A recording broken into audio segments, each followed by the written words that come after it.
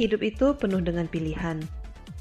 Tapi gimana jadinya kalau aku harus memilih di antara dua pilihan yang sama-sama aneh, absurd, atau bahkan mind-blowing? Selamat datang di Picky Paradox. Aku Maeve, moderator di episode kali ini. Dan di episode kali ini, aku akan memilih antara film yang happy ending tapi ketebak, atau film sad ending tapi plotnya penuh twist. Rulesnya sederhana. Yang pertama, aku akan langsung memilih salah satu dari kedua pilihan sebagai pilihan awal. Lalu aku akan diberikan waktu 10 menit untuk menganalisis kedua pilihan dari segala aspek. Di mana nantinya akan ada reality glitch di menit ketiga dan di menit ketujuh. Di mana di menit ketiga reality glitch-nya bersifat wajib, yaitu devil's advocate, di mana aku harus membackup atau membela argumen dari opsi yang tidak aku pilih di awal selama minimal 90 detik. Dan juga di menit ketujuh reality glitch-nya itu bersifat opsional, di mana aku memiliki pilihan untuk tidak menggunakan reality glitch tersebut sampai akhir 10 menit tersebut. Tapi jika aku memutuskan untuk memilih reality glitch, jadi ada 4 chance card di depanku ini. Satu diantaranya adalah last minute bomb, di mana jika aku memilih last minute bomb, maka semua argumenku yang mendukung pilihan awalku itu akan dianulir, dan untuk mempertahankan pilihan awalku, aku harus menggunakan argumen yang baru. Dan 3 yang lainnya itu adalah random constraint, di mana akan ada penambahan satu detail skenario yang berpotensi membuatku berubah pikiran. Setelah 10 menit habis, aku akan langsung memberikan pilihan final, baik aku akan stay di pilihan awal atau aku akan berubah pikiran. Dan karena ini Picky Paradox, aku nggak boleh abstain. Jadi inilah setup dari skenario ya untuk episode kali ini. Jadi kamu lagi ada di bioskop nih. Kamu menonton sebuah film, dan di akhir film, apakah kamu lebih berharap endingnya itu adalah happy ending, tapi udah ketebak? Atau apakah kamu lebih prefer kalau endingnya itu sad ending bagi protagonisnya ya terutama, tapi sepanjang plotnya itu ada banyak twist menuju ke endingnya? Oke, dan 10 menitnya ini dimulai dari sekarang. Pilihan awal, sad ending, tapi penuh twist. Kenapa? Karena ya, aku nggak suka kalau sesuatu film itu ada plot hole-nya gitu, terlepas dari endingnya itu happy ending atau sad ending. Ya sejujurnya I have nothing against happy ending ya. Maksudnya ya mungkin kalian bakalan ngejudge kayak, si Maeve ini hidupnya bitter kali makanya lebih memilih sad ending. Nggak karena itu. Ya pasti setiap orang itu hidupnya bitter lah gitu, namanya hidup ya kan. Bayi aja berbrojol pasti nangis gitu kan. Ya jadi maksudnya gak ada, hidup itu pasti penuh struggle. Jadi menurutku ya lebih realistis aja sih sebenarnya kalau misalnya itu sad ending dibandingkan dia terlalu happy ending tapi dia terlalu ketebak gitu. Dan sebenarnya itu ya terlepas dari happy ending atau sad ending pun, ya maksudnya gimana ya, yang kuperhatikan itu adalah lebih ke bagaimana plotnya itu disusun dari awal sampai akhir. Jadi penentu apakah sebuah film itu bagus atau enggak sih sebenarnya bukan endingnya gitu.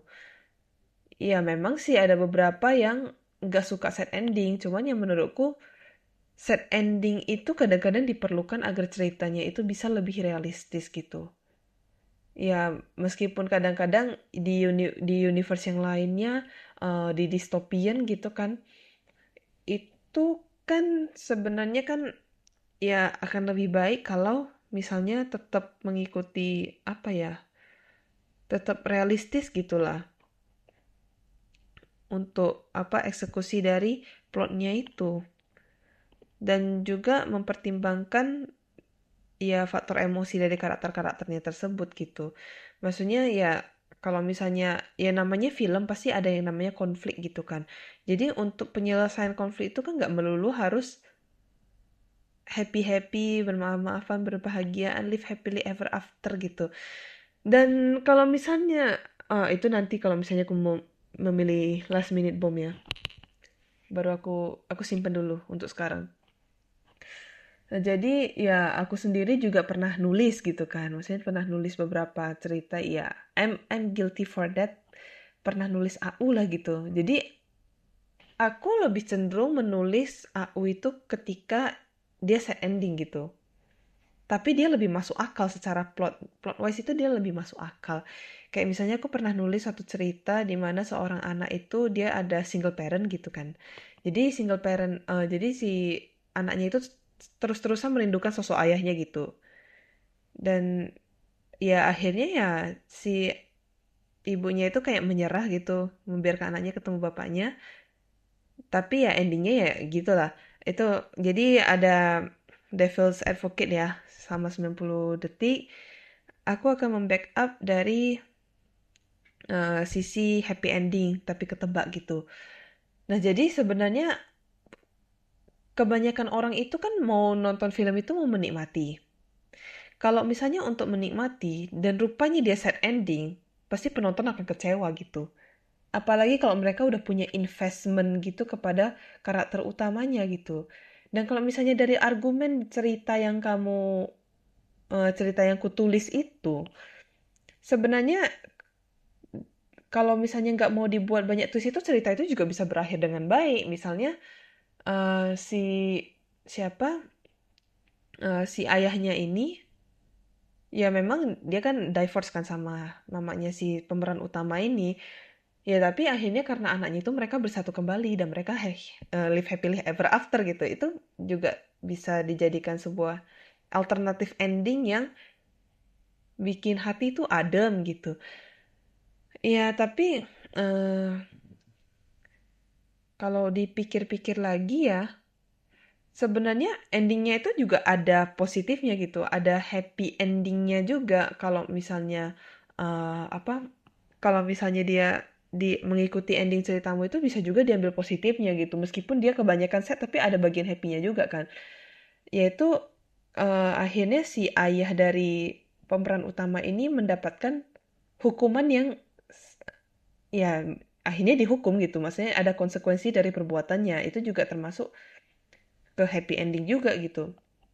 Tapi kalau dipikir-pikir lagi, ya karena ini udah lewat 90 detik ya, eh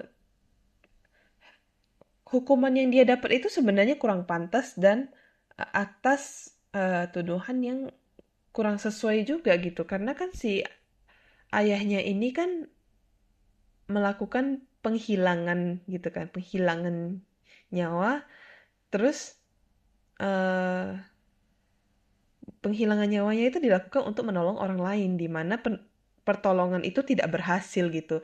Dan dia mendapatkan hukuman itu karena dia nggak berhasil nolong orang itu gitu. Bukan karena dia menghilangkan nyawa anak sendiri gitu kan. Nah jadi dan sebenarnya kalau dipikir-pikir lagi, endingnya seperti itu sebenarnya betul-betul jauh lebih realistis gitu yang terjadi di masyarakat kita.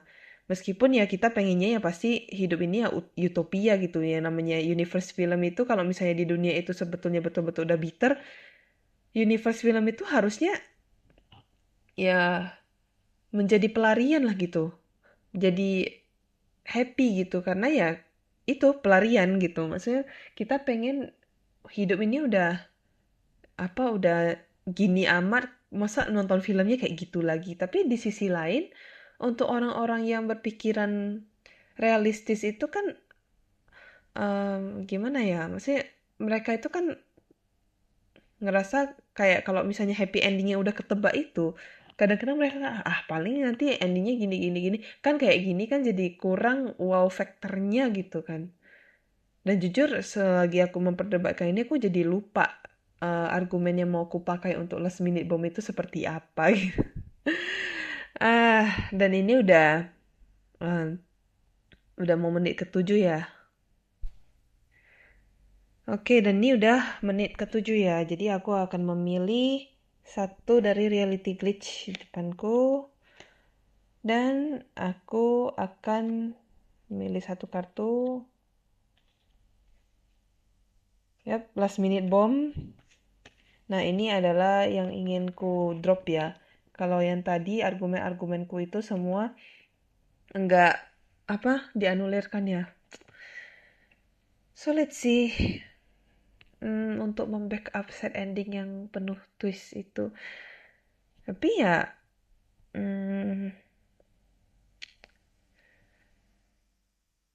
tadi ada argumen yang mau ku sampaikan gitu kan.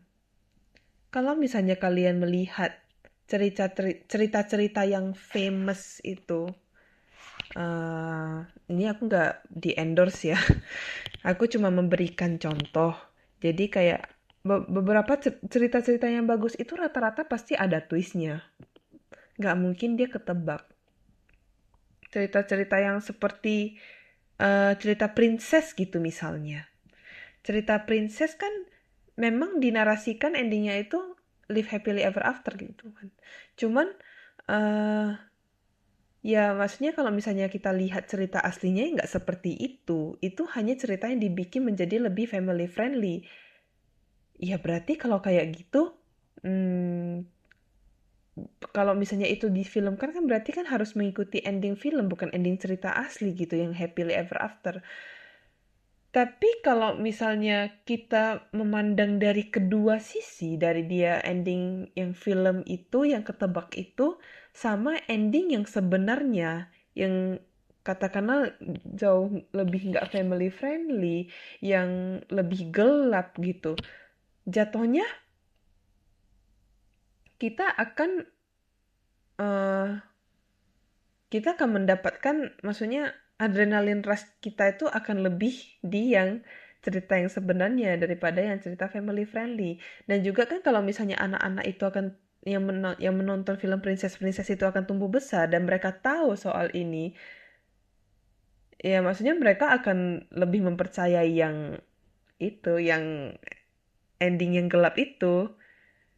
Apalagi masyarakat kita sekarang ini kan kebanyakan juga udah mulai distopian ya, sorry to say. Jadi itu kayak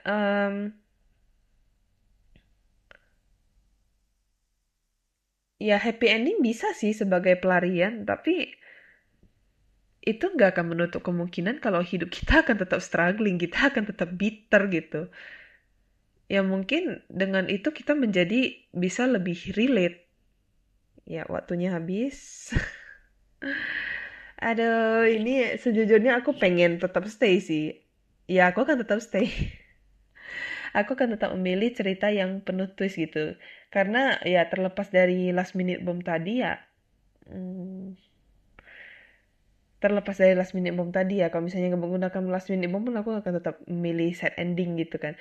Karena meskipun kita butuh sebuah pelarian di mana kita itu mendambakan hidup yang happy-happy gitu.